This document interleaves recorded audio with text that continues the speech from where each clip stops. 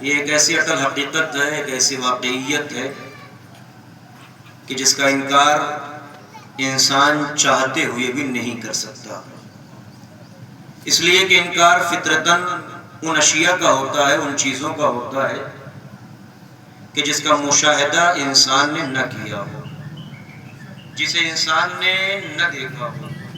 ماننے والوں نے خدا کو نہیں مانا، کیوں؟ اس لیے کہ خدا کو دیکھا نہیں ہے۔ ماننے والے آج امام کو نہیں مان رہے ہیں، کیوں؟ اس لیے کہ ہم نے امام کو دیکھا نہیں ہے۔ اس کا مطلب کچھ لوگوں کی ضد ہے کہ ہم دیکھیں گے تو مانیں گے۔ موت ایک ایسی حقیقت ہے کہ جس کا مشاہدہ ہر دن ہوتا ہے، ایک ایسی سچائی ہے کہ جس کا انسان ہر دن مشاہدہ کرتا ہے۔ کہیں کوئی سے خبر آئی، کہیں کسی کے انتقال کی خبر ہے، اور یہ انتقال کی خبر ہے ہمیں کہیں نہ کہیں اس بات کی طرف متوجہ کراتی ہے کہ دیکھو ایک دن جانا ہے۔ توجہ فرمائیے گا، بارگاہ رب العزت میں پلٹ کر کے تمہیں رخصت ہونا ہے۔ اب یہ الگ بات ہے کہ انسان کے اندر جو ڈر اور خوف موت کا بیٹھا ہے، شاید اس کی ایک وجہ یہ ہے کہ تصور بشریت میں، انسان کے تصور میں کہیں نہ کہیں یہ خیال پیدا ہو گیا ہے کہ موت کا مطلب فنا ہے، موت کا مطلب مٹنا ہے، موت کا مطلب ہمارے وجود کا ختم ہو جانا ہے۔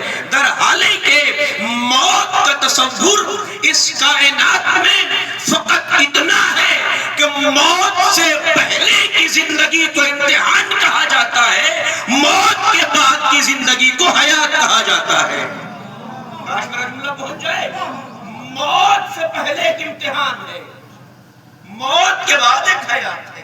بھئی الگ بات ہے، جیسا امتحان ہوگا ویسی حیات ہوگی، جیسا ہم سال بھر پڑھائی کریں گے ویسا امتحان گزرے گا، جیسا امتحان گزرے گا ویسا ہمارا رزلٹ ہوگا۔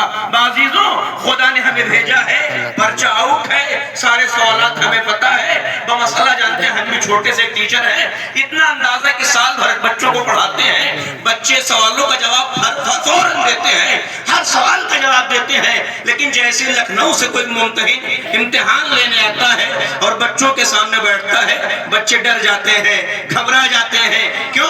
کہ اس لیے کہ ایک انجان سا چہرہ ہے۔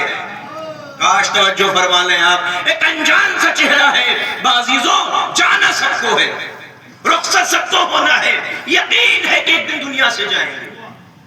کہیں تصور یہ ہے کہ خالی ہاتھ آئے تھے، خالی ہاتھ جائیں گے، لیکن کہیں تصور یہ ہے کہ نہ خالی ہاتھ آئے تھے۔ دیکھیے، جہاں یہ تصور ہے کہ خالی ہاتھ آئے تھے، خالی ہاتھ جانا ہے، وہاں فرعونیت ہے۔ کاش میرا جملہ پہنچ گیا ہو۔ جہاں یہ تصور ہے کہ خالی ہاتھ آئے تھے، میں جملہ آگے بڑھ جاؤں، بس اوقات تصور یہ پیدا ہوتا، زندگی ایک بار ملی ہے، جیسے چاہو جی لو۔ انہیں یہ پتہ ہی نہیں ہے کہ یہ زندگی نہیں، امتحان ہے۔ توجہ فرمائیے گا، انہیں یہ پتہ ہی نہیں ہے کہ یہ زندگی نہیں، ایک امتحان ہے جہاں سے ہم گزر رہے ہیں۔ حقیقی حیات تو اس موت کے بعد ہے، حقیقی حیات تو ہمیں اس دنیا کے سے جانے کے بعد ملنی ہے۔